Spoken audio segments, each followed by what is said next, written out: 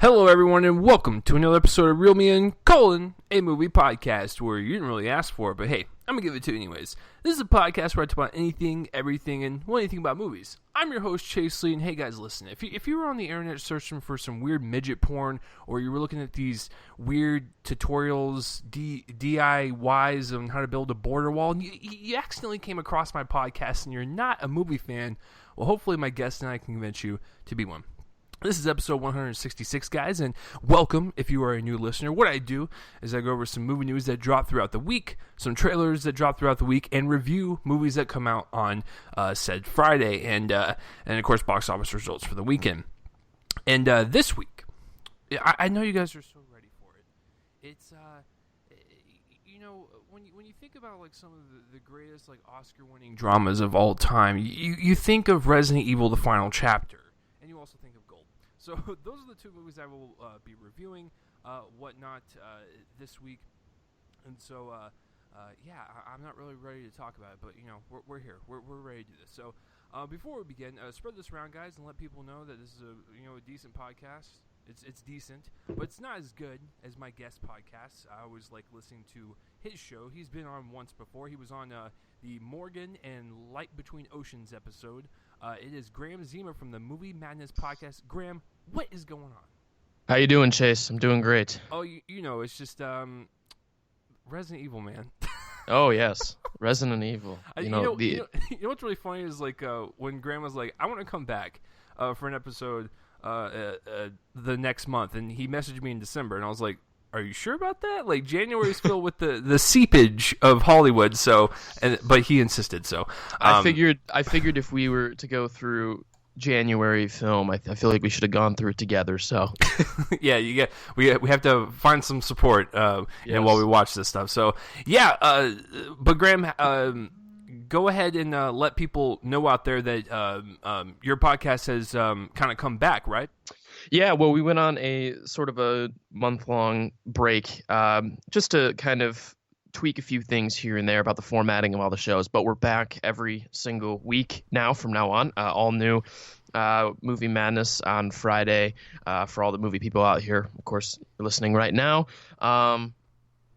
Living the Dream is on Wednesdays, excuse me. Jeez, I don't even know the schedule of my own programs. And then we have the Ufc Podcast for everybody's into sports on Friday following the Movie Madness Podcast. So get a bunch of different sort of programs. You don't if you're not in sports, head over to the movie one. You got a lot of options. So be sure to check that out. Yeah, where else are you at? Because I know it's easy for me to say for yours. It's like, if you want to follow Graham, just go on Spreaker, because him and I use the same hosting site. You're on iTunes as well, right? We're on iTunes, we're on Stitcher.com, and as we were talking about before the show, I am launching a website this week, which I'll have more information in the next coming days, so be sure to follow us. We do also have a few Twitter handles for all our programs, so if you, the Movie Madness Podcast has one on Twitter. We're getting that one a little bit more active now, so we'll have more information about the upcoming website in just about a few days. We're still in the final stages developing it, so it's coming along nice. Yeah, listen, you guys need to follow Graham, listen to his shit, because here's the deal. We're equals in terms of knowing movies and how to talk about them, but he's better than me because he has a professional voice, and he doesn't have like that 12-year-old scraggly voice that's like on the edge of puberty but doesn't really know what it wants to be. And it also doesn't make his listeners' ears bleed. So thank you, Graham, for once again being on. Let's not waste any more time, ladies and gentlemen. Let's fucking do this, shall we? So let's start with some movie news. Graham, I'm assuming that you are a Star Wars fan. Is this correct? Oh, of course. Right now I'm drinking from my amazing The Dark Side of the Force. Oh wait, no, it doesn't say the Force. I don't know what that says there. It's completely scratched off. But there's something Star Wars. It's got Darth Vader on it. I'm a big Star Wars fan. So I'm not really. So I will let you take over this piece of news. It's a pretty big one. Lucasfilm likes to keep everything in kind of the dark, if you will, and they released the title for Star Wars Episode 8 this week, and I'm not going to spend a whole hour on it like some networks and YouTube channels, because I'm I'm not them, but I will discuss it because there are things to talk about. The Last Jedi is what the Star Wars film will be called. Graham, since you are the expert and you're a bigger fan than me, what does this title mean to you? Well, it means that I have a lot of questions. That's the best way of phrasing it. It's one of those things. Well, first off, I'll say that I'm actually pretty happy. I know there, for the most part, positive reception to the title, but of course, you're always going to get the people on the internet that aren't crazy about it. And but I'm overall satisfied based on the fact that some of the ones that were floating around. Now, obviously, I don't know which ones were just, trolls on the internet versus legitimate possibilities for a title for episode 8. But some of them were just dreadful. I mean, there was what was it? The First Order Strikes Back, just completely carbon copying the original sequel. And yes, kids, the 70s and 80s films. Was there one in the 80s? Gosh, this is where my mind is right now. But the originals were the originals, not the prequels are not the first in the series. We got to clarify that because I know there's some people that still don't understand or can't grasp that concept. But yeah, no, the Force or the First Order Strikes Back was the most cringeworthy title I've ever heard. But I'm happy with the title of it. But like I said, there's only questions to come from this. I mean, like you were even saying before, Lucasfilm and Disney are really keeping this thing under wraps. There's been a lot of talk about when that first trailer is going to drop and whether or not it is going to drop in general. I know that was one of the things we talked about on our show is the idea of what if Star Wars Episode 8 didn't release a trailer in general? Mm-hmm. What would how would that sort of impact the film? And to some degree, we came to a consensus that it might make for a unique experience. But in some ways, trailers are awesome because they kind of get you even more excited than you initially were. But overall, I think that this is a nice nice title. Excuse me. But it remains to see what significance does this title hold in the overall film. Because I know everybody's got their own theories. I got my own theories. We'll see what happens. Yeah, I'm totally with you, man. Listen, as a non-fan and just a casual movie fan of the Star Wars universe, like I enjoy when people do get giddy about Star Wars because listen, I get giddy about comic book stuff and whatnot, so I totally get it. And The Last Jedi to me, I mean, that sounds like someone's gonna kick the fucking bucket. It just does, and It sounds like someone's gonna get ice picked in the back of a freezer or something on a ship.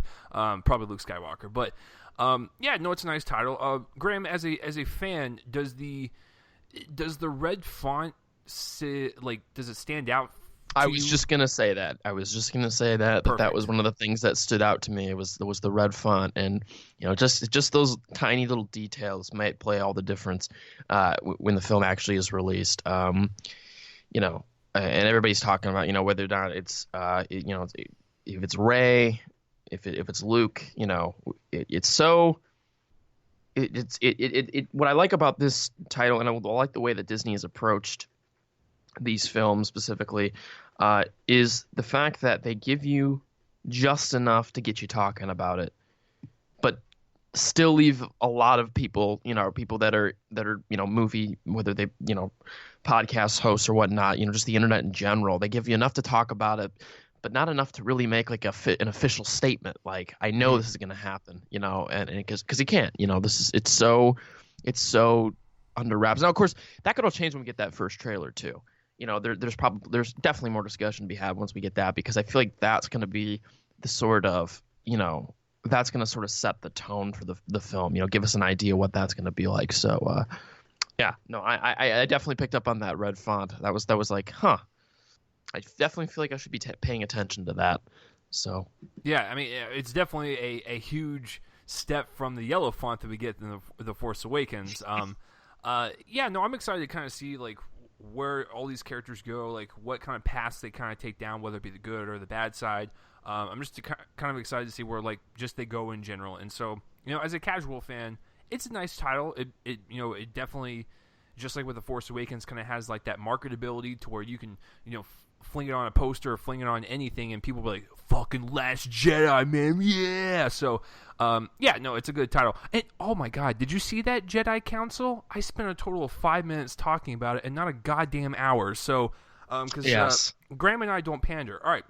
The next piece of news is Terminator related. Now, when I heard about this, I was interested because Terminator Genesis was awful, and I thought that would have killed the franchise. So the story is that James Cameron wants to oversee kind of like a Terminator reboot, sequel, whatever they didn't even work that shit out because that timeline is confusing. But anyways, they want to do another one with Tim Miller directing. Graham, I don't know how you feel, but after Terminator Genesis, I thought to myself, you know what? I think Terminator's dead. I think it's done. We don't need to see any more of it. But if James Cameron actually wants to produce it and actually wants to get inside of the movie and, kind of work it like a fucking puppet master, I'm okay with that. The problem as to why the sequels did not work is because he was not involved in them. And so having him possibly produce it with Tim Miller directing, it sounds intriguing. And Tim Miller, if you guys don't know, he's the director of Deadpool. It could turn out great. Here's my one issue with it, though, is that he's going to be working on Avatar for the next 50 years. So I don't know how much he's going to actually produce it, and I don't really know what's going to kind of go along with it in terms of the the creative process and developing and whatnot. So Graham, to turn it to you, what do you even fucking care about a Terminator movie? And do you just think they should put it to bed? Well, first off, I'll say about the James Cameron thing, because it reminds me of, and this, you're gonna have to hear me out on this one. It reminds me of the announcement that John Carpenter was going to be overseeing the new Halloween film, because the biggest question that everybody had, and one that I had, was that how much sort of impact is he going to have on the overall development process? What is his role? Because that could make all the difference. It might not. You never know. I mean, sometimes, and that was another thing I said, sometimes it doesn't matter, who you attach to it. Yeah. It maybe it's just and like you're saying, it might just be a dead franchise. And that's what I want to say next is I think Terminator is pretty much dead. And I don't understand. I mean, we already have all now these confusing timeline issues. I don't know. Did you say that? Is this? Correct me if I'm wrong. Is this the same? Are they going for this like a sequel to Genesis, or is this another complete reboot? The way they described it was it's going to be like a sequel, but it's also going to be like a reboot. It's going to try to start like a whole new, I guess another trilogy. I don't know. The thing with the movies is that they're confused as to what they want to do, and they don't have like a direct plan. They're just like, well, we gotta make another one because our rights are up. And it's like, I hate when studios have that mentality of oh shit, we gotta pump one out of the asshole of society so we can keep our rights. Mm-hmm. Yeah, I don't know. It's one of those things. I mean, if you look at the last 3 Terminator films, they've been highly underwhelming. So just on a strict overall quality of a film basis, I don't know exactly the numbers. I know Genesis completely bombed. Mm-hmm. But I mean, you had Rise of the Machines, just didn't click at all. Definitely not the worst of the bunch, but it was definitely not the best at all. Salvation, I think it was the same sort of story. It didn't click, and they were trying to do this major post-apocalyptic. It's confusing at this point. They couldn't figure out a way to where to take it after Judgment Day. Mm-hmm. And then they tried to revamp it with Genesis, and right from the trailer, people were just not on board whatsoever. I mean, you're just like, all right, this looks ridiculous. You're completely flipping the storyline of the first Terminator, arguably one of the greatest action movies of all time. So I don't know. I think this is a dead in the water sort of thing. However, I mean, who knows? You have the director of Deadpool on it, so I mean, we'll see. I mean, that you really can't do much besides watch it. Besides watch it. Well, you don't have to watch it at the end of the day, but I think at this point it's we'll wait and see where they take it. Yeah, listen, if you guys have never seen the first Terminator, please treat yourself. It is a very great science fiction horror type of action film, and then number 2, James Cameron just made it full-on action, and it's one of the best. Number 3 is actually, I didn't think it was terrible. I thought it was okay compared to... It's not bad at all. I just think it's definitely not as bad as Genesis. But, no. Yeah. But it was one of those movies you kind of just forget about. You're like, all right, you know what? I'm not really like, all torn up that I watched that, but it definitely was not as satisfying. Yeah, it was definitely like, because I rewatched the first 3 before I saw Genesis, and I was like, hey, you know what? Compared to fucking Salvation, this isn't bad. And then Genesis took that cake in terms of the worst one. So there you go. Jesus. Yeah, no, it'll be very interesting to see if like they reboot it or if they continue it. I don't know what they're gonna fucking do, but if James Cameron is actually gonna be attached to it, it could be good. It could be something. It could be.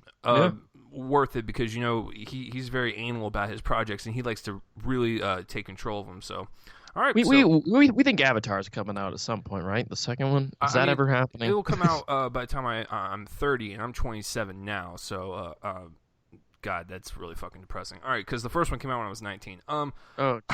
So, all right, yeah. So the next piece of news is that Thomas Jane, good old Tommy Jane, he was the original Punisher back in the day. He's going to be joining the cast of The Predator. Now, The Predator is going to be rebooted by Shane Black, who he wrote the first one, right, Graham? If I'm not mistaken. I believe so. Yes. Yeah, he wrote the first one, and he's done films like he wrote films like Lethal Weapon. He's also directed films like Kiss Kiss Bang Bang and The Nice Guys. So.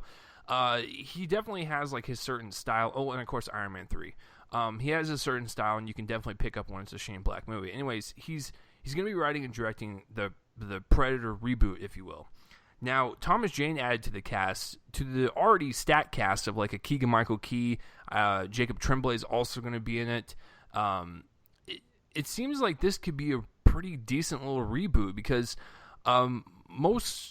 most horror reboots nowadays, or when they kind of cherry pick from franchises back in the 80s or 70s, they just don't really transition well in modern time. But I think with Shane Black behind the camera and what we have seen, what he could do with The Nice Guys and Kiss Kiss Bang Bang, this could turn out to be something really good. And adding Thomas Jane is good in my opinion. I actually like the first Punisher. I thought he kind of added that gravitas and that revenge quality that you would find in that type of movie. And if you put him in a Predator movie and have him go after this fucking Predator, I mean, it sounds like it'd be pretty badass. So, Graham, first of all, what do you think about the Predator reboot, and what do you think about Thomas Jane being added to the cast?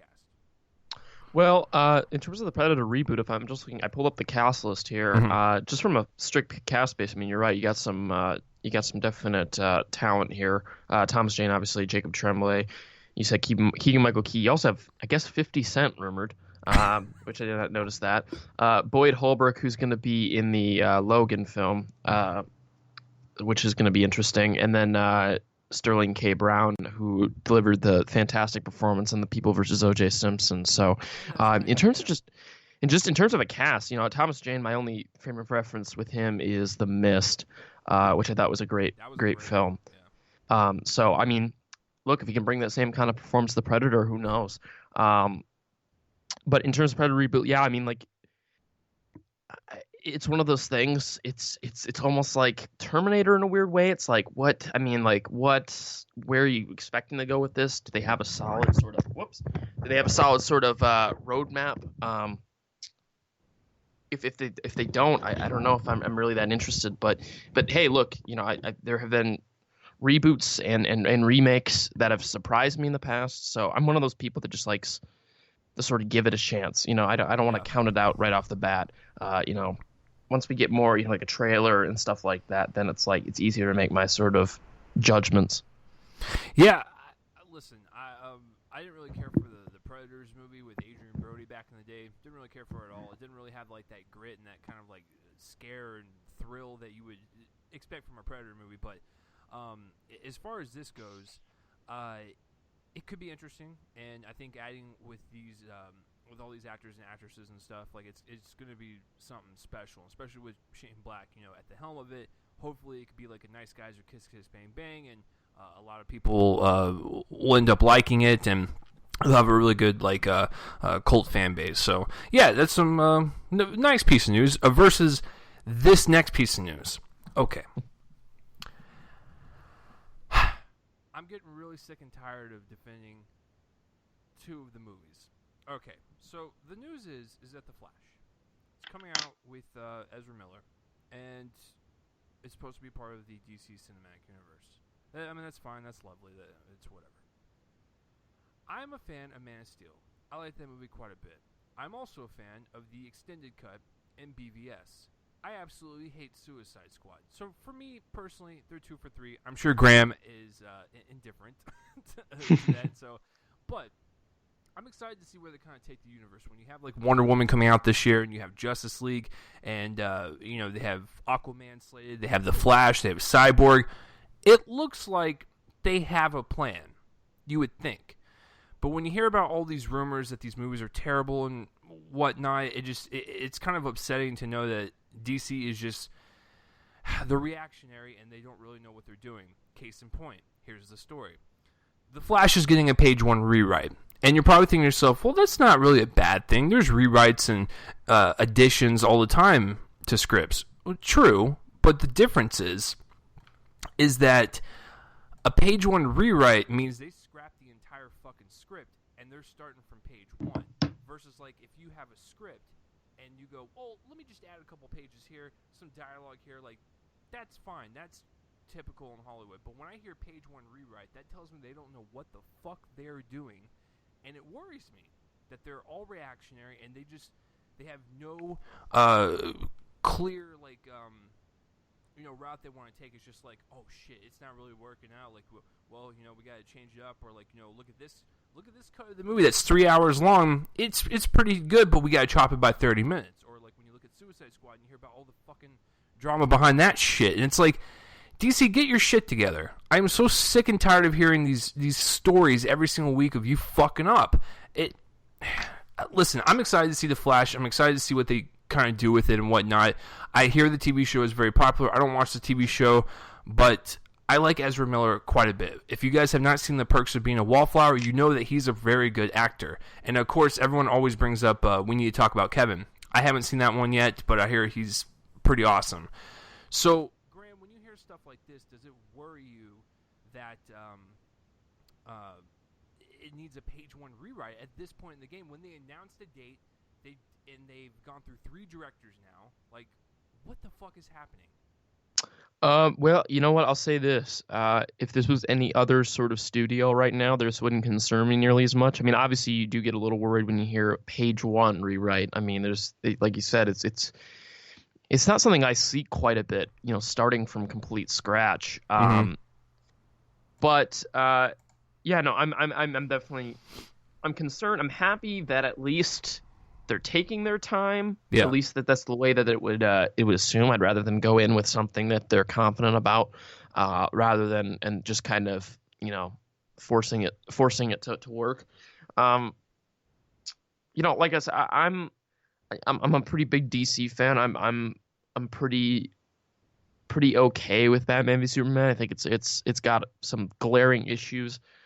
Suicide Squad I have not seen yet. I refuse to see. Just based on the reception of it, I'm sure I'll catch it at some point for about $1 at Redbox or something. So I don't know. But like I said, this is coming from DC. It makes me all that much more worried because, I mean, we're just seeing this complete sort of this evident problem in figuring out where they need what is required to make a solid universe, and it's so glaring with a film like Suicide Squad, Wonder Woman, Justice League. I mean, it's just to me there's just not this like people give. I've had conversations about Marvel in terms of it's kind of ridiculous that they got movies planned out till like 2020, but maybe that's the secret.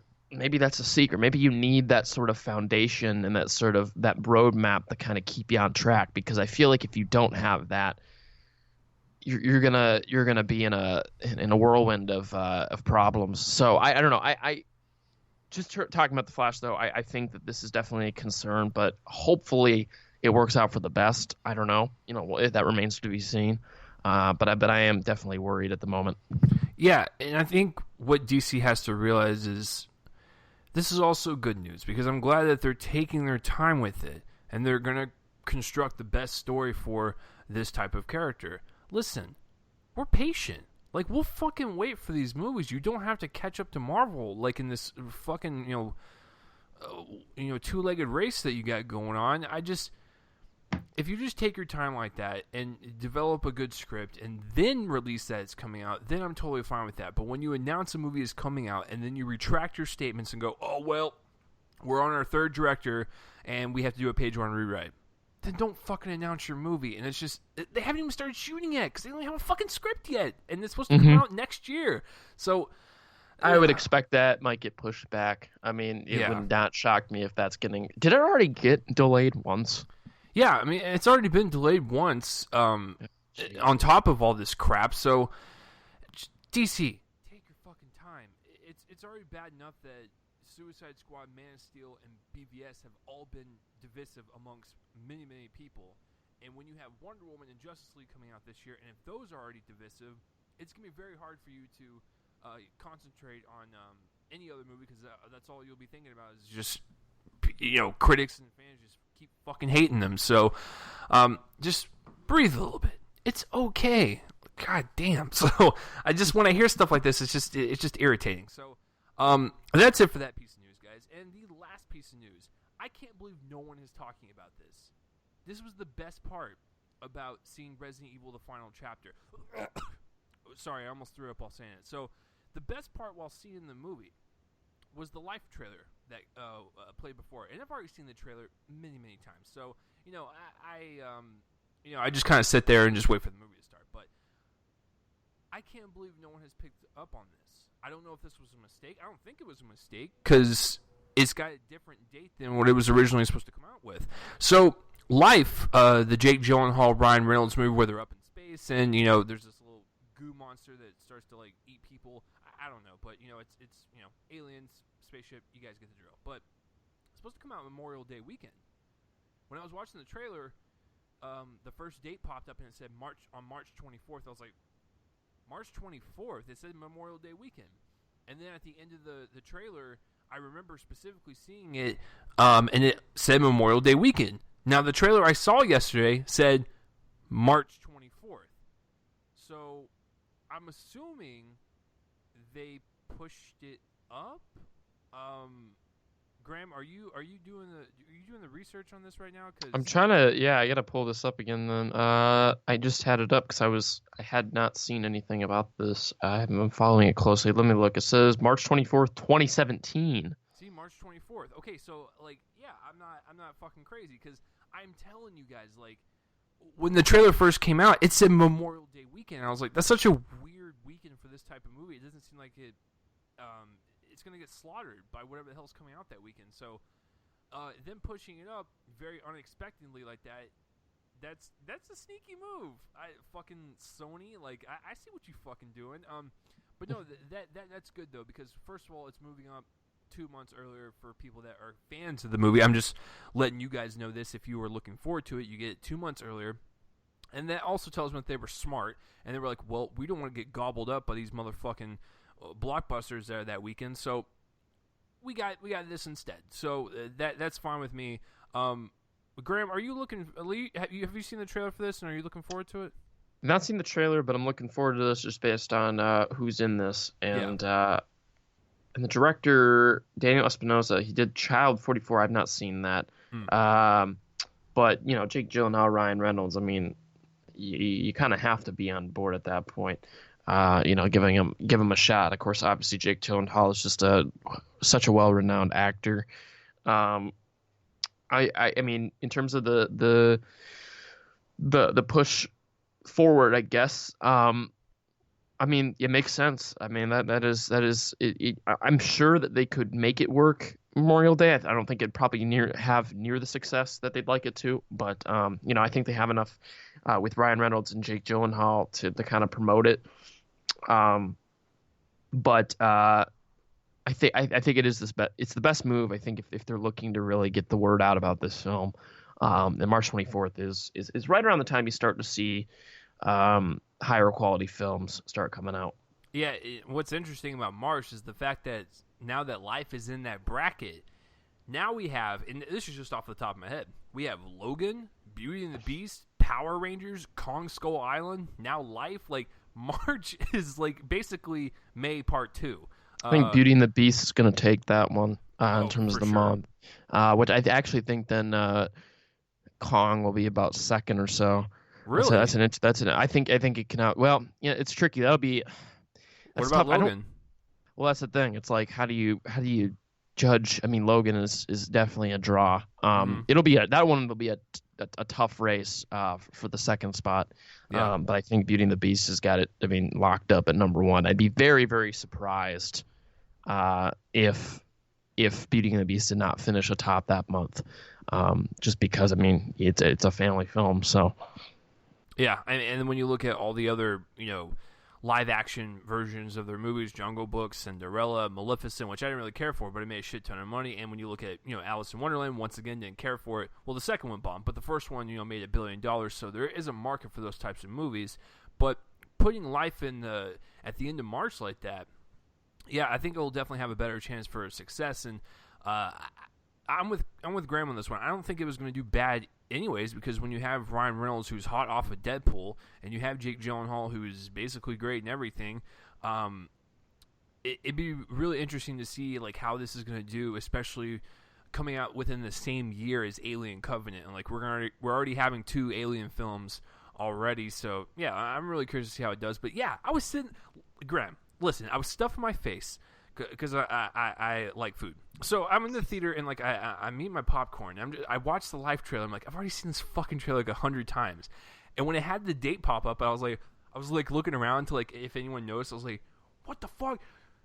This was supposed to come out Memorial Day weekend. And like now it's March 24th. Like that just bogged me. I thought it was a mistake at first. I was like, is this like a different trailer? So anyways, that news is for all you guys that are Life fans out there, so get ready for it. So that is the news, guys. What was your favorite piece of news? Comment in the place with my face and let me know. And guys, we're moving on to some trailers now. And to be honest with you, there was no big blockbuster trailers, so I had to like pick and choose movies coming out. And one of them was at Sundance this past week. One of them is coming to Netflix, and one of them just sounds fucking awful. So can you guess which ones? Let's start with them. Let's start with Catfight. Now, I didn't know what this movie was going to be about, but when you hear about the buzz from the Sundance movies and stuff, you kind of get interested, and you're like, oh shit, I'd never even heard of this movie, but people are talking about it and whatnot. So, Catfight stars Sandra Oh and Anne Heche, and essentially Sandra Oh plays this like uppity like housewife, and Anne Heche like punches her in the face and like knocks her out for like 2 years, and she wakes up and she's like, This chick ruined my life, and like Anne Heche is doing a little bit better than she is now, and like they're in different social classes. So I don't know. It seems like it could be a pretty interesting, kind of entertaining little indie film, and I've always been a fan of both of those actresses. So them coming together to kind of do this like interesting premise of someone going into a coma for 2 years, waking up, and going after that person. And from the reviews I've been hearing is that it's got a lot of great commentary and like social like kind of satire and stuff. So I'm very interested now. Graham, did you see this trailer? And from all the Sundance buzz that you've been kind of hearing about, are you excited about the films coming out this year? Well, I mean, I saw the trailer. I did not know this was getting that much buzz. I guess I should have figured, considering it popped up within the trailer. I don't know. I thought it looked fine. I wasn't losing my mind over it. I mean, I do like both actresses, but it definitely looks like an interesting premise for sure. But I don't know. This one was kind of baffling to me a bit. I was like trying to figure out whether or not I was into it or not, and I still remain on kind of the fence. But I'll be interested when it comes out March 3rd. Looks like that's when it's coming out for the wide release. What the reception is there? I don't know. It was definitely, it shows promise. That's for sure, and I'm definitely intrigued by the premise. But I wasn't losing my mind over the first trailer. But there, like I said, that we'll see once it actually comes out and once I actually see it, what my feelings are on it. Yeah, for sure. I mean, this was definitely the week that a bunch of Sundance trailers dropped and whatnot. Graham, have you been following the kind of Sundance news and all the movies coming out? And is there like a favorite of yours that you've been kind of like hearing about? Like, oh shit, like I'm super excited for it now. Well, there is one, and it's funny because it was actually filmed in my hometown, Minneapolis, Minnesota. Wilson with Woody Harrelson. Okay. He was actually, it's funny enough, I was invited to go to a restaurant that one night, and I refused to go for some reason. I was busy or something, and I realized that because I didn't go to that, Woody Harrelson was actually at that restaurant that exact night, and I was unable to get a picture or even meet Woody Harrelson, who I'm a big fan of. So that was always something that hangs over my head to this day. But that movie looks actually pretty great. I had no idea what the heck it was about. I just heard that they were shooting it, about 5-10 minutes away from my house. So I'm interested to see that. Not just because it was filmed in my house, but just actually looks kind of decent from the first trailer. So that would be the one that I'm eyeing. Besides that, I haven't. I wish I could say I was kept up. I've been so into the Oscar race at this point. It's kind of hard for me to be thinking about Sundance already. It's like it blows my mind. We got two of them sort of competing with each other at this point. Yeah. I have a couple that I was kind of following, and I heard really great things. The first one was XX, that horror anthology film about the four. I mean, you don't mean Triple X now. The Return of Xander Cage. What a great piece of cinema. Double X. It has it's 4 horror shorts, and they're all directed by women. That was kind of like their marketing push, and I heard that was pretty great. And then my number one most anticipated from that entire festival, which I don't know if Graham will agree on, but it's written and directed by it's his directorial debut as well. It's Taylor Sheridan, who wrote Sicario and Hell or High Water. Ooh. And that looks good. Yeah, it's called Wind River, and that's definitely my most anticipated for sure. And everyone said it was a really good. They said it was basically like Hell or High Water in the snow, and so I was like, perfect. So, Graham, just real quick, did you see Hell or High Water? I have not, but I've seen Sicario, and I love Sicario. Well, perfect. So I'm sure I'll be on board with this. I think you'll really like Hell or High Water for sure. Just real quick, just a little side note because I haven't talked to you in a while. What out of all the Oscar Best Pictures, which ones have you seen so far?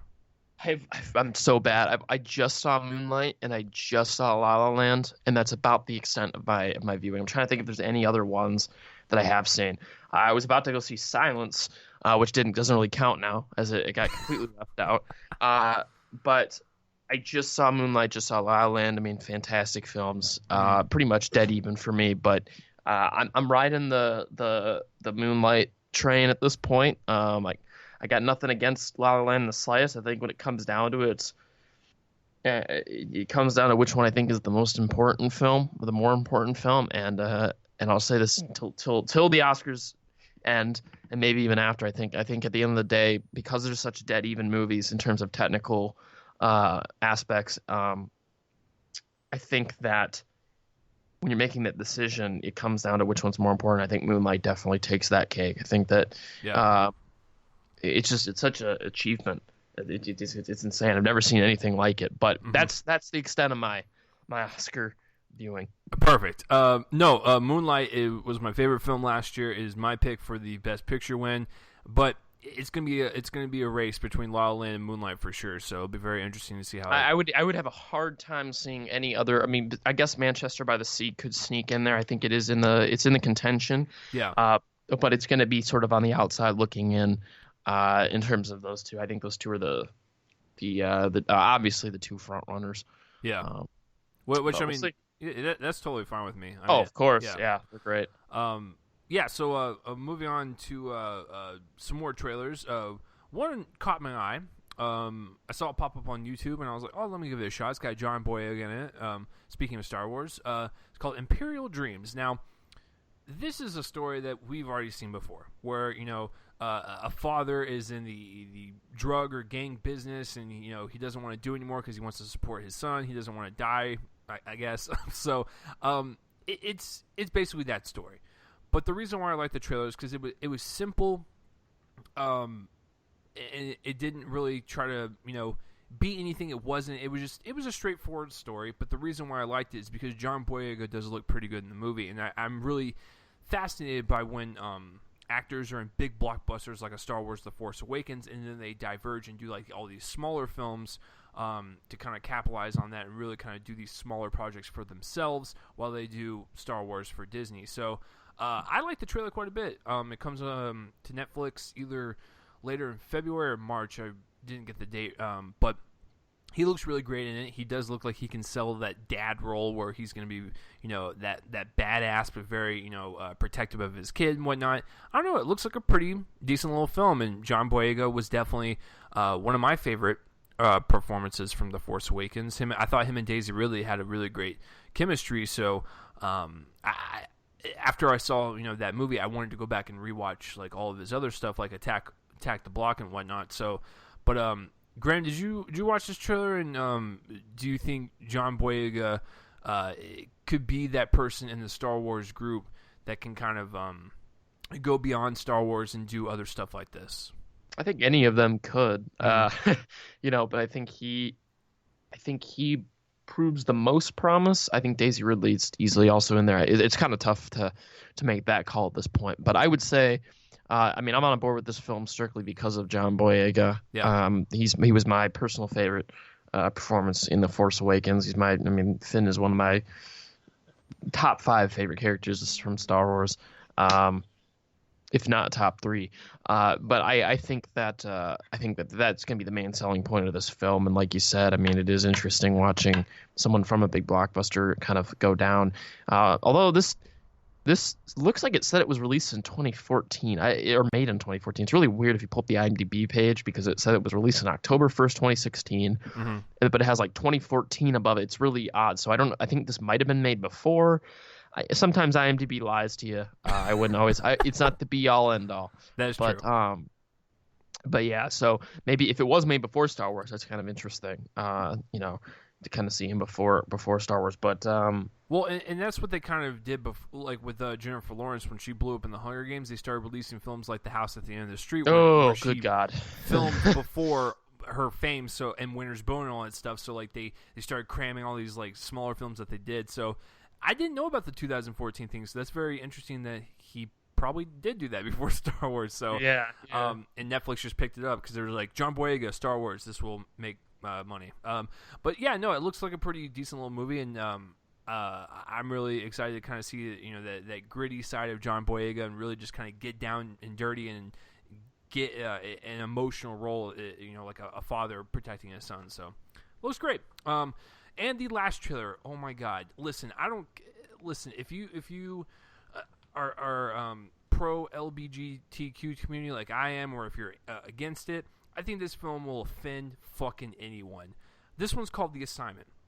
Now, Michelle Rodriguez is a dude, I guess, and she gets into an accident, and then they chop off her dick, and she wakes up as a woman, and she has to go hunt down the dudes that did this to her.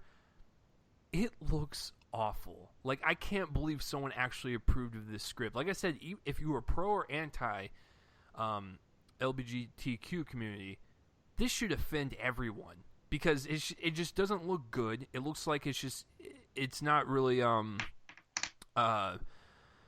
just looks like it's making fun of transgender people, and like that's just that doesn't sit well with me, and it just looks awful. It looks like a 2-bit action movie. I can't believe she signed on to this. I can't believe they got funding to do this. Ugh. It looks terrible. Graham, did you gain a cancer cell while watching this? I gained multiple, Chase. That's the whole point. Perfect.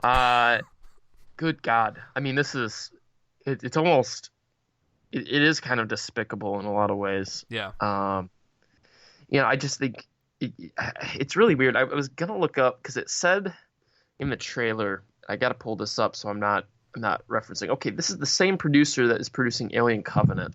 What? Which is just he produced all the Aliens. He produced Alien, God. Aliens, Alien 3. I guess Red Heat with Arnold Schwarzenegger. Maybe that's where I don't know. That's interesting. He's got interesting filmography. Oh, he produced The Warriors as well, which is like, what in the world? Like, where do you? It's one of those situations where you wonder how someone got attached to a project, with the credibility that they have. Because I mean, Alien and Aliens are just, they're fantastic movies. He was executive producer on both of them.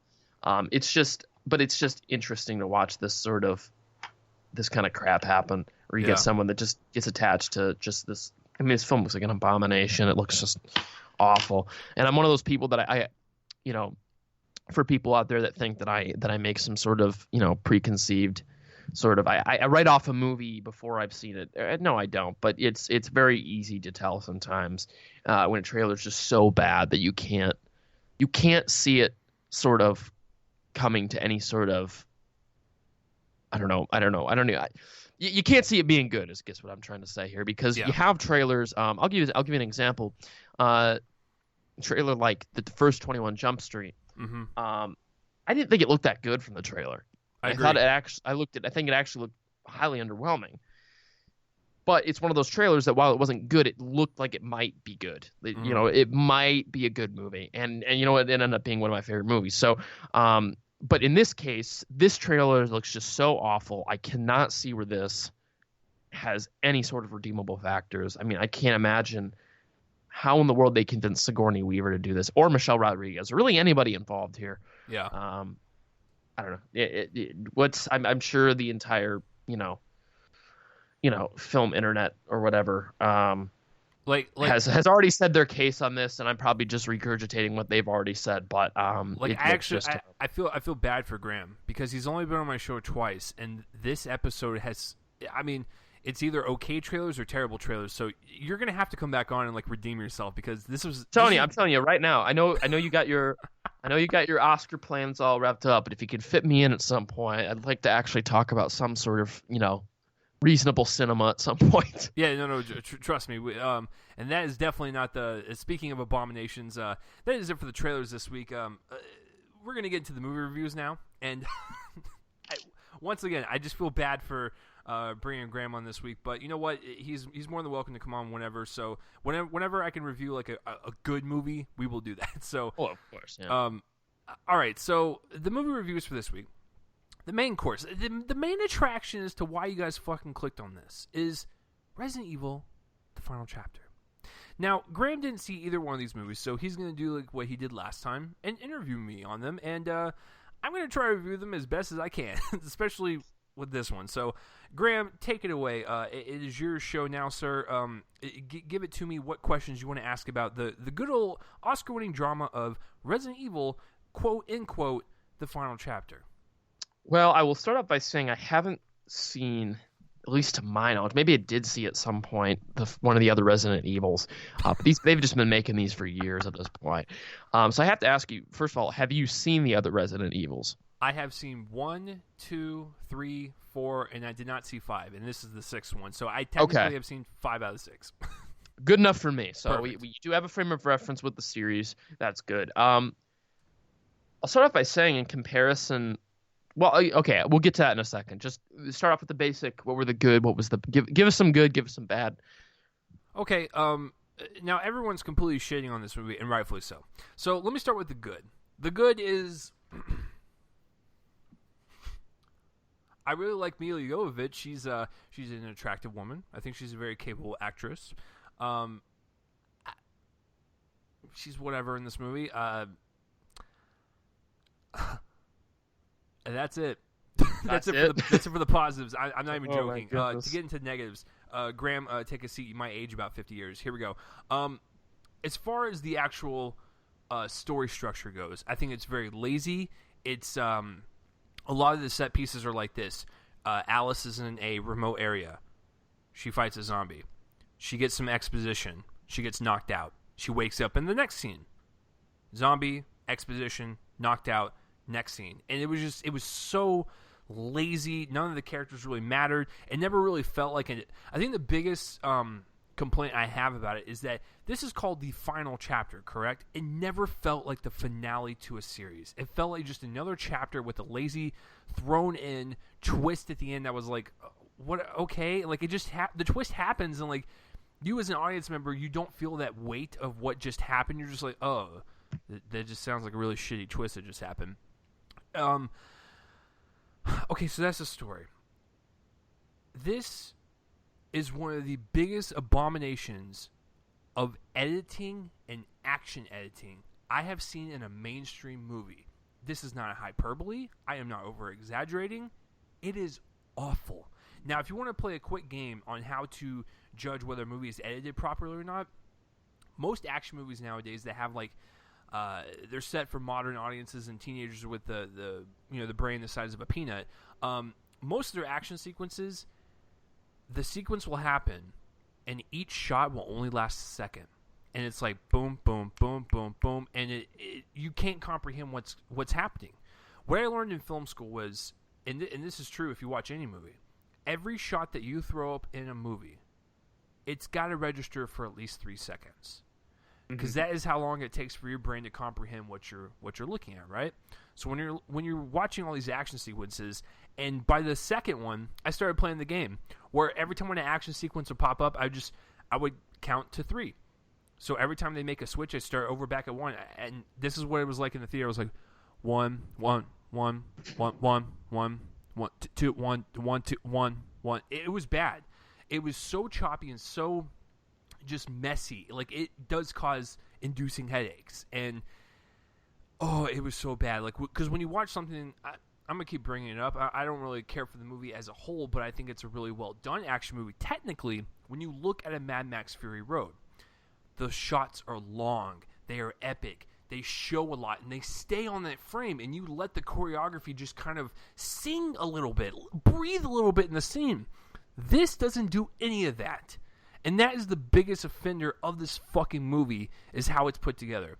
So not only are the slow parts and kind of like the more drawn out sequences edited to shit, the action sequences are edited to shit, and they use like 700 different camera angles. That doesn't make the scene compelling. That just makes you fucking unsure of what you want to show. Even when they're talking in dialogue, just Graham, I'm telling you, basic fucking dialogue. If Alice is sitting there and she's like, we gotta go get those zombies, that's one sentence, right? They will cut to 4 different shots within that sentence. And I'm like, what the fuck is this shit? So, yeah, that's probably the biggest offender, is the way this movie is put together. It is edited to shit, and I can't believe someone approved of it. That's interesting, because, there's so many movies I could name that have just some sloppy action editing, for the exact same reasons that you're talking about. It's just you do have to let a shot sort of breathe a little. Yeah, it doesn't have to be, especially in action, it doesn't have to be extensive. I mean, you can do the Mad Max thing where it is, they're longer takes, and a lot of the time that ends up being a lot better. I think I've always believed the philosophy, the less shots, at least for action sequence, you have to show, the better. It just works so much better. If you look across cinema history, it's so evident. But where was I going with this? Oh yeah, no. But anyway, I gotta keep you on track here. Because this is go off on riveting stuff. I was gonna go off on a tangent on action editing, but anyway. So in comparison to the other Resident Evil movies, how did this fare? They were all not that they're the gold standard of. I mean, they all look the same, and like Paul W.S. Anderson, who's the director and writer, he's the writer of all 6 of them, and he's only directed 4 out of the 6. He doesn't have like a visual style that like appeals to me. It's like that basic generic visual style that any studio asks for, and he's like, yes, I can do that, Sony. I can do that just fine. Because when you look at like what this movie is compared to the rest, like you honestly couldn't tell a difference. I could put this one in front of you and be like, which one is this? And you'd be like, I don't know, is it like the 3rd one or the 4th one? You don't fucking know, because there's no visual distinction between all of them. And it's just fucking green screen in this. God damn it, is it so bad. There's one scene, Graham, I'm telling you, It's like watching an amateur film being played out on the big screen, and they took your fucking money. They robbed us. Jesus. They robbed us, Graham. They took my money out of my wallet, and they just fucking ran.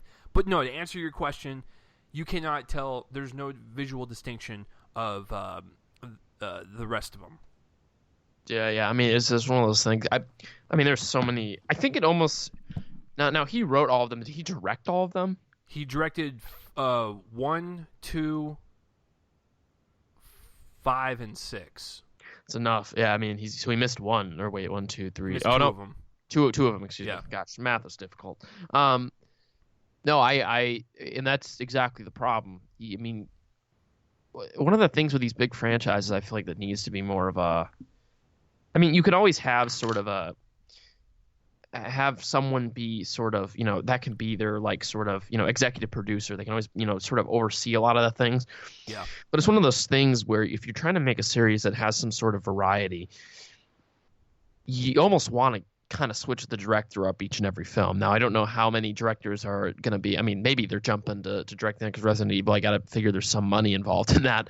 But you gotta wonder whether or not maybe flipping the directors throughout the entire series would have given a sort of a visual distinction, because I agree with you. I mean, from the limited that I've seen of these Resident Evil films, they all do have this really, really consistent look that you can't really distinguish, between, and that becomes a major problem. Mm-hmm. Because it's like at that point, it's you're walking into movie number 6. It's like, what am I getting at this point? Yeah, it's different now. I use an example like, and say what you will about the film, but or the franchise in general, is like Furious 7. So they changed that up with James Wan instead of Justin Lin. And I almost think, despite I wasn't as crazy about that one, but despite that, like, there is a distinguished look that he brings to that film. It looks different than the Fast 5, Fast 4, or Fast and Furious 4, Fast 5, and Fast 6. I almost feel like it was definitely the right move to kind of get someone else in there. Whether or not it was the best of the series or not, I don't personally think so, but it definitely it creates you. I can tell when I'm watching Furious 7 versus the other ones. And I feel like that is a major problem with the Resident Evil films. But what do I know? I haven't seen any of these things. I've seen maybe 5 minutes of each of them. it's so bad. Going back to the story, it has just a very simple premise, which I don't mind as long as you can execute. It's meant for properly. a video game. It's meant to be a video game. Yeah. It's not, and it's one of those things. And the sad reality is, and then Hollywood seems to not grasp this with things like, maybe not Assassin's Creed. I think Assassin's Creed could have worked, but it goes back to that old thing about video game movies. They're just some sort of stories that just are not meant to be movies. It's just. The reality is they were written for a video game because the writer who was initially writing the video game had in mind, I want this to be a video game. So he writes it around that and builds that world around a video game. And then when you try to replicate that, it's just most of the time, as we've seen, it does not work whatsoever. Well, and my biggest issue I have with the whole franchise is that I did not play the games, but I watched my friends play the games in high school. The games are meant to be survival, claustrophobic horror. The movies are nonstop bloated CGI action films. It never has an ounce of horror. It's just these zombies or creatures running around and they just shoot them, and there's no weight to anything. There's no risk. There's no stakes being had. It's just like mindless action of people.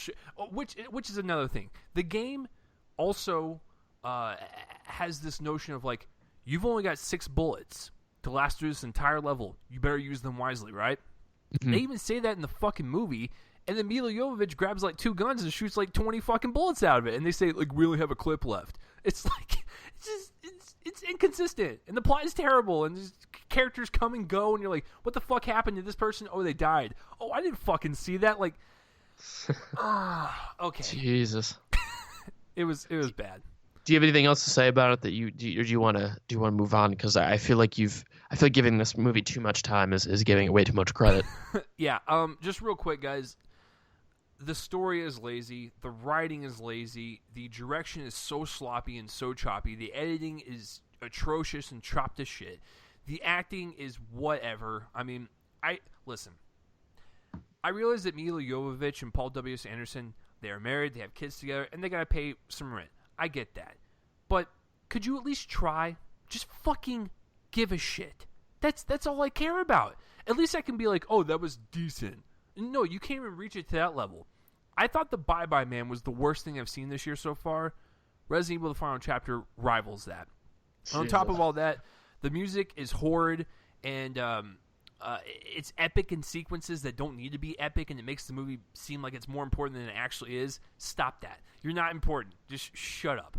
It does not feel like a finale. It does not feel like a conclusion. It just feels like another chapter.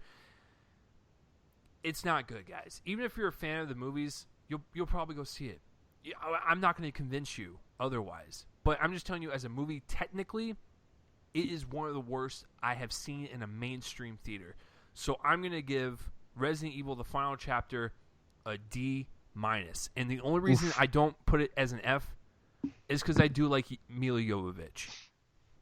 She's good looking, because she is. And also, for her character, when you find out what the twist is, the way she's acting is okay with me. And like some of the action sequences, she's fine in. So that's the only reason I'm not going to dip it down to an F is because, she's been carrying this franchise. I do think she has some type of, badassery charisma to her. So I will give it that slight edge. That's it. There's no other redeeming factors. Oh, and the CGI is shit too. You remember how 2 weeks ago when I said The Bye Bye Man, when that fucking dog looked like fried burnt bologna? These CGI monsters look like that too. All right, so I'm done talking about that. So moving on to our second film, which I think Graham has a little bit more interest in, since it stars, all right, time is like a flat circle, Matthew McConaughey, in the movie Gold, distributed by the Weinstein Company, which also distributed The Founder, which literally came out last week. So, Graham, take it away. Well, I got to tell you, I'm looking at this here. This is the same guy. The director is the same guy who wrote Traffic, it looks like, back in 2000, which is a pretty solid film. I'll start off right off the bat with the man you just did an excellent impression of. How is Matthew McConaughey faring in this film? Well, I appreciate the comment, but it was terrible. I'm working on my McConaughey, guys. It's going to get better. But as far as McConaughey, he was the best part. I saw the commitment there. I mean, he's always committed to his roles. I felt like there was a sense of care about his character with him and Bryce Dallas Howard and their kind of relationship, which was one of my favorite parts, to be honest with you. It wasn't even the gold hit or whatever. It was actually their romance that was portrayed. I thought there was that sense of urgency and care to his character in terms of how he treats people, but he also succumbs to greed and that lifestyle and whatnot, and so he does make that switch. In the movie, this is not spoilery. I mean, you guys can probably understand this is how it happens, but yeah, I thought he was committed, and I thought he did a good job. Okay, that's good. What about the rest of the cast then? We had Corey Stoll from Ant-Man, Bryce Dallas Howard, obviously, Edgar Ramirez, Toby Kebbell from the Fantastic Four, back in 2015. Looks like you got a few other names here. How did the rest of the cast fare? To be honest with you, besides Bryce Dallas Howard, everyone else was okay at best. And the problem I have with the movie is not the performances, because I know that Edgar Ramirez and everyone else was trying. Most of these characters didn't have a place in the story, or they weren't developed enough to where I actually gave a shit. They were just extremely flat characters that, would just kind of come and go, and then they would pop up like 20 minutes later, be like, oh, okay, I forgot you were even here, type of deal. That goes with Corey Stoll's character, Edgar Ramirez's character, Toby Kebbell. They just kind of show up, and they don't really add anything to the movie that's already being done. Bryce Dallas Howard, on the other hand, like I said, I thought the chemistry of the relationship was very well done. But she makes a switch in her character, as well as McConaughey, that I'm just like, that was really fast. Like, they didn't have any, gradual build-up to it. It was just kind of like, bam, we have to be angry at him for this reason, or bam, I forgive him for that reason, type of deal. You know what I'm saying? So, it didn't really have any, gradual build-up to anything. It was just kind of like, the director had to hit this point of him being in love with his girlfriend, and oh shit, we got to hit this point of like he's becoming greedy. We have to switch him now, and it's just so the characters were kind of flat in that regard. But if I had to pick my two favorites, it's Bryce Dallas Howard and Matthew McConaughey. Even though they had flaws in their characters that I didn't really particularly care for, and it didn't really make sense story wise. So a writing problem was it? Was the Yeah, it was just it didn't have that punch to it, you know. And I hate to bring it up because everyone else is fucking bringing it up, but like when you think of like The Social Network or like The Wolf of Wall Street, or even The Founder for that instance, where they focus on real life people and these real life events that happened. When you look at The Social Network, you have like that dark, ominous cinematography and that brooding music for, you know, something as simple as the Facebook creation. Or when you look at The Wolf of Wall Street and you got that fast, swift writing and editing and that beautiful direction and moving cinematography by Martin Scorsese, it takes these stories who are about questionably moral people and takes it to that next level. With Gold, you know, Matthew McConaughey, he's just a working man and he's trying to better his life and his family.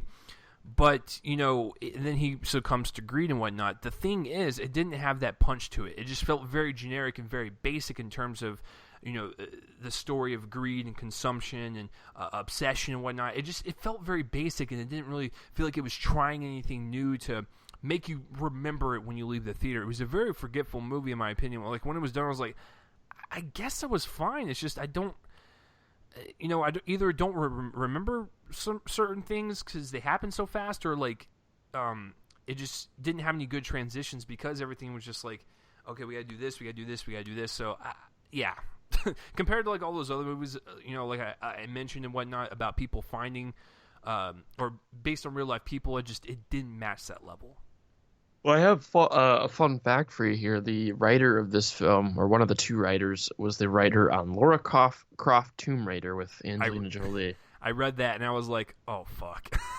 And also, he's got a really interesting career here. He's got the Lara Croft Tomb Raider. He's a producer of both The Blacklist and Friday Night Lights for some reason. Like, I don't know how you go from writing Lara Croft Tomb Raider to producing those two shows. I guess maybe The Blacklist makes sense, but really, Friday Night Lights, like. That's an interesting move. Oh, yeah. And that amazing Knight Rider series from 2009. I don't know if anyone even remembers that. That was awful. But yeah, no, it was just that's funny that popped up there. But no, yeah, no, I definitely see what you mean with the film. It to me, it didn't really strike me as one that I needed to go on my way to see, despite the fact that I'm a big Matthew McConaughey fan. Yeah.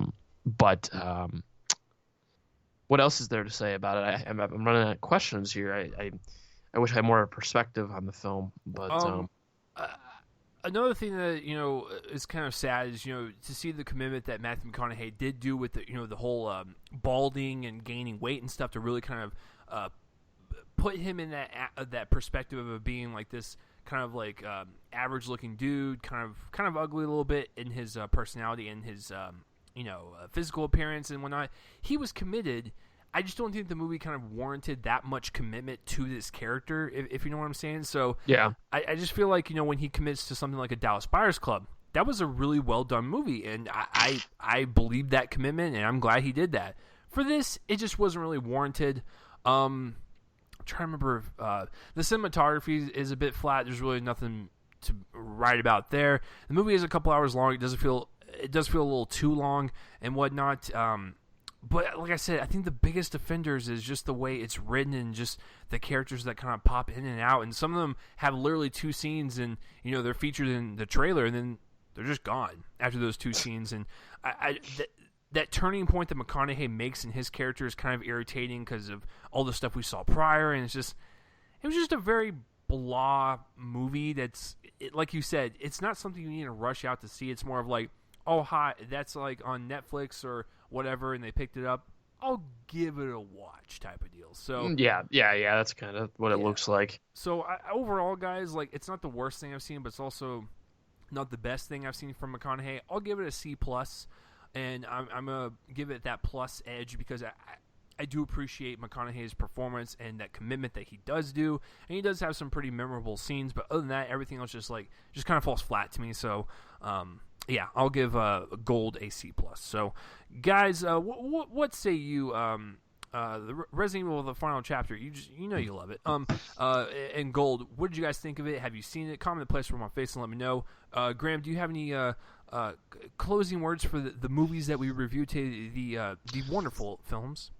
Well, if you're a McConaughey fan, you know, I'm sure you'll probably find something out of it. You can always, you know, go back and watch his other great films. He's in movies that have gold in them. He was in Fool's Gold from 2007, if we all remember that masterpiece, before he started to actually sort of take his career seriously. Yeah. But no, I don't really have much. Like I said, I mean, Resident Evil just looks. It looked like it could be fun. I was like, oh, you know what? Maybe if I turn my brain off like I do with a lot of modern action movies, I would have fun. I was expecting that too. I was like, let me at least just go in, shove popcorn in my mouth, and be like, oh, you know, that was dumb fun. But the editing of the action sequences is so horrid. It will cause you a headache. That is not an over-exaggeration. I had to look away at some points, and I saw it in 2D. Can you imagine seeing it in IMAX 3D? Eesh. You would fucking throw up in your seat. So, Graham, listen, I was expecting that, but I cannot believe Sony approved of that. Oh my god. Okay, I can't. I gotta stop talking about it. So, anyways, those are the movies for the week, guys. And hopefully next time I have Graham on, hopefully he'll see at least one of the picks and we can talk. I'm telling you, it's gonna happen. You know, it'll happen at some point. But it's gotta be one that I'm like, all right, I need to see this now. Like yeah. It'll be, but well, I mean, I'm telling you, January. I really want you to come back on when we've either seen the movie and we both like it, or we actually disagree on it and like it would have some interesting conversation. Yeah, no, that'd be great. I just it's one of those things. It's like January movies. It's like, I mean, you got the Oscar movies that are kind of getting those re-releases, and then you got just crap. Yeah. You know, more times than not, you get crap. No, I totally agree. I still think the worst January movie I've ever seen, though. And it strikes me because it was like the one time I thought I had like some sort of glimmer of hope with the January film, and that was The Devil Inside. Is that it? Is there something like that? It came out back. Yeah. Came back, I think, in 2012. I remember like it was yesterday. I went in the big, you know, one of those movie theaters in the mall. So, you know, everybody's always going there. It was a Sunday afternoon. And I go in there, and there's like one other person in the theater. I think it was with one of my parents or something. I think it was my dad, because he's not a big horror fan, but we used to always go to them just because he's like, all right, I might as well. But one other person in there, and I remember it was one of those moments when the credits roll where it was so awful. The entire film was just so awful to me that I just like literally could not fathom my thought. Like I couldn't understand like what I was thinking in that moment, because I was like, I can't believe I just witnessed that. Well, because didn't that movie end, spoiler alert, with a fucking go to this website? Yeah, and that was that was one of many problems I have with the film, but that was just the icing on the cake. It was basically like giving you another middle finger on top of the one it gave you the entire movie. It was just such an awful experience. But, you know, it was one of those things. Now, every time I think about a January film, that's the first one I go to, because I'm like, that movie was just left such a bad taste.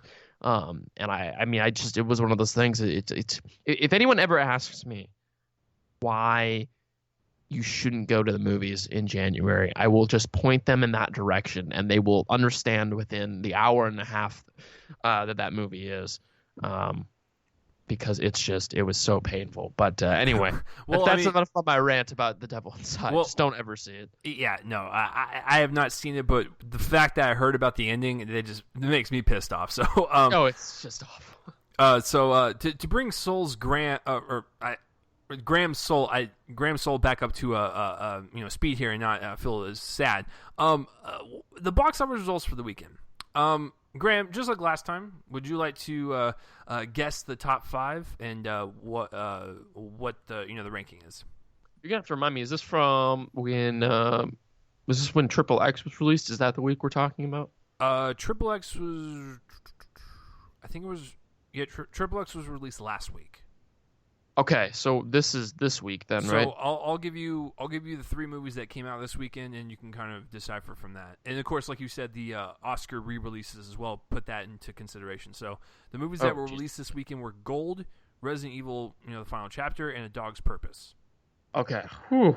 This is gonna be tricky because the reception of Split has been fairly good for the most part. So that's gonna make this kind of tricky. I'm gonna say with a little bit of confidence. You want me to go number 1 to 5? Go 5 to 1. 5 to 1. Okay, number 5. Jesus. I'm gonna go Gold. Okay. Number 4. I just have the recent releases because I gotta remember what came out. It's tricky because now you said the Oscars. Okay. Well, I'm probably wrong on this. It's number 4. I'm gonna say A Dog's Purpose. I don't know. Maybe. I guess people are into dogs. I don't know. I'm probably so off in this. 3. I'm gonna say La La Land. 2. I'm gonna say Resident Evil. And 1. I'm gonna say Split. I think Split had to stay at number 1. I probably got all those wrong. And you got 1 right. All right. Damn so, what was the one that I got right? You got Split as number 1. Well, at least I can go down valiantly with 1. So, I just figured that movie's gotten. I mean, it's Shyamalan. People are starting to say that this might be his comeback or something. I don't know, but I figure maybe that'll get people in the theater again. No, it definitely did very well, and we'll get to the numbers on that one. But as far as like the new releases, Gold actually came out in 10th place with 3.4 million. That's bad. Wow, bad. I was looking at this too. Right next to the releases of this week, it has Rings is coming out next week. Jesus. Yeah. So Gold, it turns out it's more of a bronze than anything. So number 5 was actually La La Land with 12 million, and holy shit, is this doing very well? Its budget is 30 million. So just to give you guys a little perspective, if you're new to this, double the budget and add a little bit of P&R and marketing and stuff, and then you got that number that they need to hit to break even, because the theaters got to take their cut. So to double 30, you're looking at 60, and with its P&A and marketing, it wasn't like that extensive. I'd say maybe 10 to 15 million, so maybe 75 million to break even. Domestically, which is the U.S. and Canada, it has made 106 million, and worldwide it's made 223. Damien Chazelle is probably doing fucking backflips now because Whiplash didn't even come close to that number. So, good for him. So. Oh yeah, he's definitely the one of the best new talents working right now. So it's fantastic. Yeah, I'm sure he's fucking over the moon about it. So, number 4. Resident Evil: The Final Chapter. This thing tanked, and I'm glad it did. I'm glad it's the final one. Before they reboot it. So 13.8 million is the number that it made. Woof. Its budget is 40 million, and to double that, and with the P&A marketing, I'm gonna say like a cool 100 million to break even. Believe it or not, domestically it's 13 million, but worldwide it's already made 78. And you guys probably be like, "Are you fucking serious?" Yeah. The Resident Evil movies, believe it or not, and I'll go down all of them real fast, they make a shit ton overseas. The first Resident Evil here domestically made 40 million. 2 made 51 opening weekend. Number 3 made 50. Number 4 made 42. Number 4 actually made the most with 60. Number 5 made 42, and this made 13. So you know that people are not interested. But I'm going to take Retribution, which was the last one, just for instance. Worldwide, it made almost 200 million. Dude, people overseas love this franchise. So, I mean, I can't really fault them for that. If that's what they like, that's what they like. So that's that was awesome. Like that. That was like with Warcraft. Yeah, exactly. Completely swept over and overseas, and here just didn't pull in anything. It's really interesting how that geography kind of plays out. Yeah, so I mean hey, good for it. If it can make its money back, I'm sure Sony will pop champagne cork. All right, so at number 3, this is interesting. It only dropped 11% from last weekend. Hidden Figures with 14 Really? million. Uh-huh. Yeah. That's I interesting. would recommend that one, Graham. I really like that one quite a bit. It's doing very well, actually. Its budget is 25 million, double that to 50. Its P&A marketing wasn't extensive, so I'll say they probably spent about 10 million, maybe 60 million, 70 million for shits and giggles. It's made 104 worldwide, so it's doing fantastic. It's a very good movie, so good for it. Number 2, and actually both number 1 and number 2 spots are both from Universal, so I'm sure Universal is having a great weekend, is A Dog's Purpose with 18.3 million. Who wants to go see a movie where a dog dies 800 times? I don't. So its budget is 22 million. Double that, we're looking at 44. With its P&A marketing, especially with the fucking controversy around it, that definitely hurt it. I don't know, maybe 50 million, maybe 60. It's made 23 worldwide. I don't really see it doing that well, considering the controversy. Like, everyone that wanted to see this movie already saw it. There's no, like, I'm going to go see it the second weekend. No, it's done. But number 1, like Graham suggested, is Split, and it only dropped 34% from last weekend, which is a very, very good hold, with 26 million. This is definitely one of M. Night's bigger openings and stuff, and, holds and whatnot, just like what The Visit did 2 years ago. Its budget, and this is why I love Jason Blum, 9 million. So double that, we're looking at 18. Its marketing wasn't even really that extensive, so I'm going to say just for shits and gigs, 30 million tops that they spent for that entire movie. That includes marketing, budget, whatnot. Right now, worldwide, it's at 101. This is why Jason Blum is the fucking man, and this is why he produces movies for cheap. This is why he buys movies for cheap. He releases them, and they make a shit ton. That's why he's one of the best producers, regardless of what you think of most of his movies. I think he, makes pretty damn good horror films. So that is it for the box office results, guys. Graham, is anything shocking of the box office results? Not necessarily shocking. I mean, obviously the order I was completely off. I mean, Gold just finished completely tanked in a weird way. Yeah. Finishing at number 10, which is rough. You'd think that maybe Matthew McConaughey would kind of draw in a few more eyes, but it's funny. Sometimes star power only goes so far. I'm trying to think. Number 5. There really is nothing that shocking. I think Resident Evil is one of those films. It's like, I don't think people care anymore. I think people are just been done with that series for forever.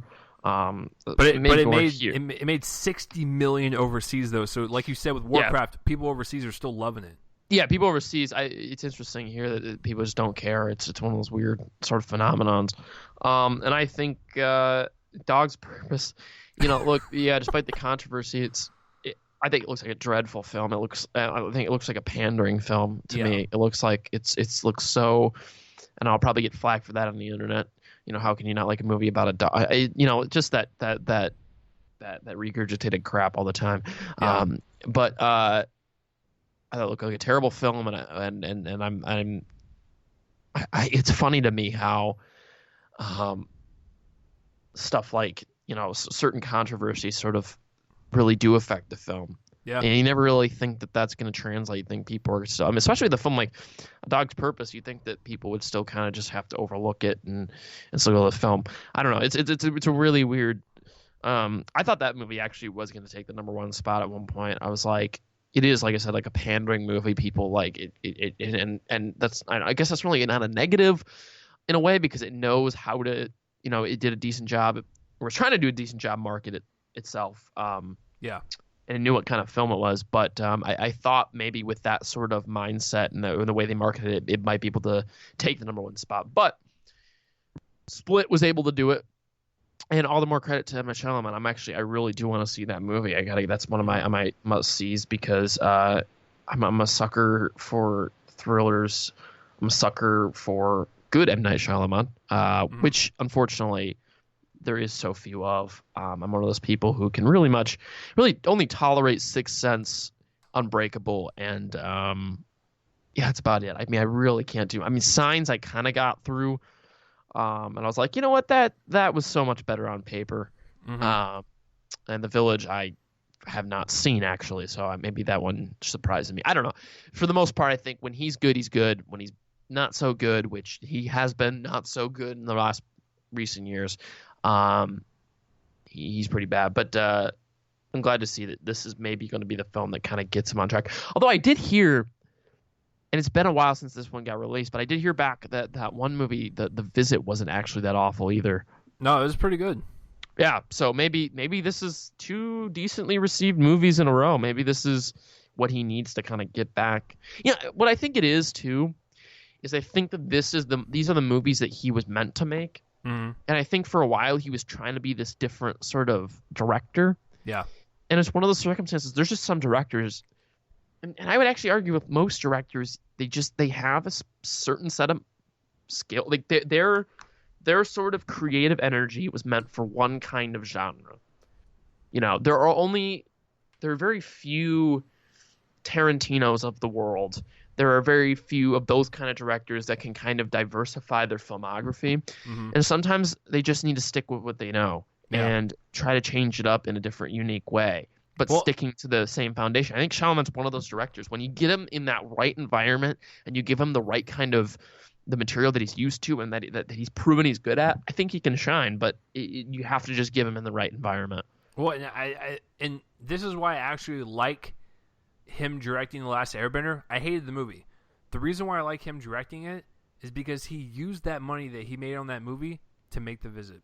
Because no one would back him, and he had to fund it himself. And he is now back on track, and he funded Split by himself, and now it's making a shit ton of profit. So you're right. Once he finds his wheelhouse and he sticks to it, he actually succeeds very well instead of doing those big blockbusters. So yeah. And there's just people to me that I don't think they're meant for the big blockbuster. Yeah, which is not a problem.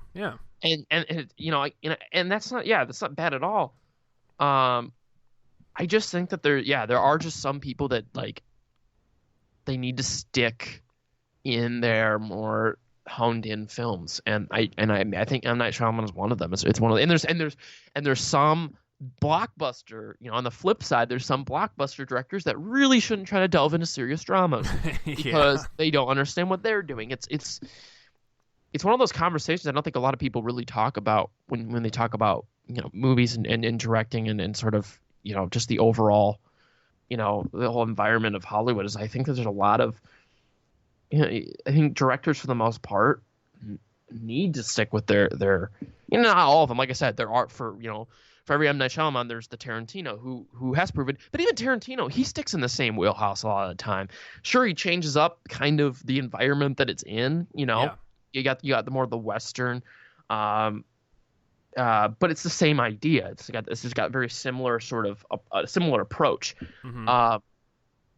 So I don't know. It's something that just kind of crossed my mind when I saw the reception to Split. It's like this is just what he's meant to do. And this is what has proven. It's a proven track record at this point. So I'm curious to see what he's able to produce in the next few years, and whether or not he'll stick to this, or whether or not he'll go back to he's obviously going to go back and try to direct another Avatar. Well, let me right. So I will tell you this without spoiling anything. When you see Split, he's going to go back to his smaller stuff. Cool. Yeah, cool. I'm excited. That's good. That's what I want to hear. I'm not going to spoil the reveal or anything, but it does, kind of show us the future of what he might do. So I'll put it that way. All right, so Graham, that's it for the show, buddy. So thanks for coming on. Go ahead and plug yo stuff, son. Yeah, like I said before, we're launching the website. It's always weird to say. I'm always one of those people who just doesn't like saying my own name in the title of my sort of brand. Zima Podcasting, guys. It's just so weird, but it's like the only name I could come up with because I'm a very uncreative person when it comes to titles. But yeah, no, Zima Podcasting is going to be on pretty soon. We're like I said, we're in the final sort of stages of launching our website. I should plug that because there is something that's happening. We've been on Spreaker for about. God, it's been a year, which is insane. It's coming up on a year in a few months, and I've been very happy with success. We moved off it for like 2 days until Spreaker put us on the top of their homepage, which was such a surreal feeling. But the situation with the website at this point is that the website will now, we're going to be offering a subscription plan, not free of charge, totally free. But the one thing that you're going to get that is unique, and you'll get, first of all, it'll come out the same day that we record it. If you listen on Spreaker, it's going to be coming out 1 or 2 days after. So if you want to first come, first serve sort of basis. Also, we're going to be having ads in terms of promoting our website at the beginning of the show. Those will run about a minute. You don't get those if you subscribe to our show, but you will get those on the Spreaker and iTunes. But like I said, because we're still going to be releasing on iTunes, we're still going on Spreaker. That does not change. But now we're going to have a more solid home base with this website. So you can, it literally will take you an email. An email and a password is all you need, and a first name and last name. You're subscribed, and you're going to get the VIP membership, as they like to call it. I don't know. And any merchandise that we come out, we got some plans for that in the next few months. You get a huge discount. We're talking 50% off. And it's already going to be cheap, so imagine 50% off. So look forward to that. That's a big step for us, and I'm really excited. I've just got someone else that's climbed on board for one of my other podcasts, the UFC one, which is always exciting, just to grab more people in and build sort of our arena of members. So that was a long plug, but we had a lot to plug this week, and I figure on Chase's show I gotta do more of the talking. I'm taking over your show, as you can tell. I think I'm going to buy you out now, Chase. You've done this twice now, where you have interviewed me on the movies and whatnot. So you're doing a good job. But no, I'm very thankful that you brought me on. So yeah, no problem. And I have all of Graham's links in the description below. And go follow him. Go on Spreaker and whatnot, and listen to his stuff, so you can get more info on the future of his stuff. So and he will be on again for sure. Hopefully, if he's available, maybe I can get him on the movie that stars his doppelganger, Dane DeHaan, A Cure for Wellness podcast. That would be fun. Doppelganger, huh? I like it. That is definitely your doppelganger. I pay attention. I was a big Dane DeHaan fan. So follow Graham on all his stuff. He will definitely be on again in the future. He's definitely one of the regulars. People follow me on Twitter. You guys know the drill, @RealChaseLee. Subscribe to Spreaker, iTunes, whatever the fuck. You guys know what to do more than I do. And then, of course, the intro and outro music is done by my friends band Fervent Roze. Check them out. And next week for 167, what is next? Next week it will be my review of Rings and the Super Bowl commercials. So it will be late Sunday night, because I got to watch the game to watch the trailers, and then I will do the show right afterwards. So it should be a lot of fun, and my girlfriend will be with me. So hopefully she'll review Rings with me, and you guys will get to hear a voice to the name. So so that will be next week for 167. My God, we're almost up to that 200, man. We're just creeping up there. It's all right. It's fucking ridiculous. Impressive. But so Graham, thank you once again, and that will do it for this week's episode of Real Men Colon Movie Podcast. And hey, listen, guys, if you made it through this entire awesome podcast and you're not a movie fan, well, hopefully Graham and I convinced you to be one. See you guys next week for another episode. Let's play that outro music right now. Peace out, everyone. Bye-bye.